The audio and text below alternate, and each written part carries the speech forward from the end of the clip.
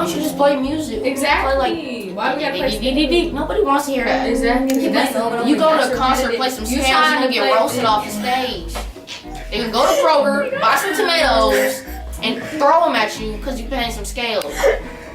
Why does everyone think that scales are boring? Scales are so important to musicians, but let's be honest, most of y'all don't like them. You gotta know like 12 by heart. Exactly. They're boring. Yeah, same. Really. Because they're repetitive. They're not hard, they're annoying. Hey, I hear ya and I understand.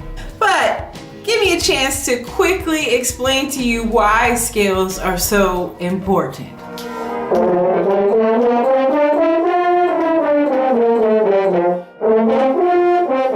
Scales are the foundation of the music that we play. If you are in middle school or even high school, most of the music that you play is based on major scales. Take a look at a piece of your band music. At the beginning, you will see the key signature. The key signature has a corresponding scale. If you already know the scale, that makes playing the piece that much easier. If playing the piece is easier, that means you learn it faster, which means you don't have to practice that much. See how that works?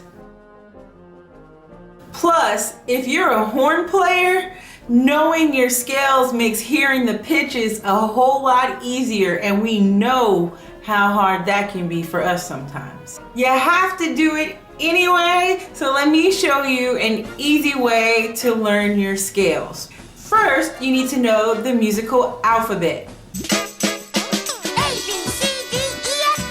Second, you need to know the order of flats and the order of sharps, which is the order of flats backwards or vice versa. Then you need to know about the circle of fifths. The circle of fifths simply is a tool that we use to give us the key signatures for major scales. At the top of the circle of fifths is the C scale. The C scale has no sharps and no flats. Using your musical alphabet, you would start at the letter C. When you get to the end at G, go back around to A and then to C. So it is C, D, E, F, G, A, B, C. That's the C major scale. That's it.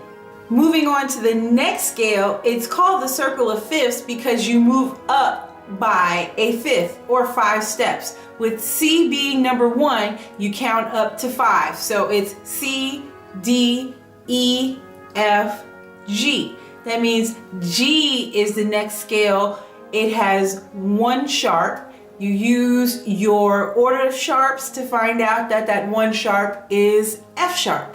So your G scale is G, A, B, C, D, E, F sharp, G. That's the G scale. That's it. All right, let's do one more sharp scale. So if we go up to the next one using G, A, B, C, D. So your next scale is D. D is the one that has 2 sharps. Go to the order of sharps. They are F sharp and C sharp. And then go to your musical alphabet. Start on D. So it's D, E, F sharp, G, A, B, C sharp, D. Hey, that one rhymes. Let's say it again. D, E, F sharp, G, A, B, C sharp, D. That's an easy one to remember. 2 sharps, F sharp and C sharp for the D scale. That's it. Do you understand how that works? You go up and you just keep going to the 3rd scale, 4th scale, and so on. What about the flats though?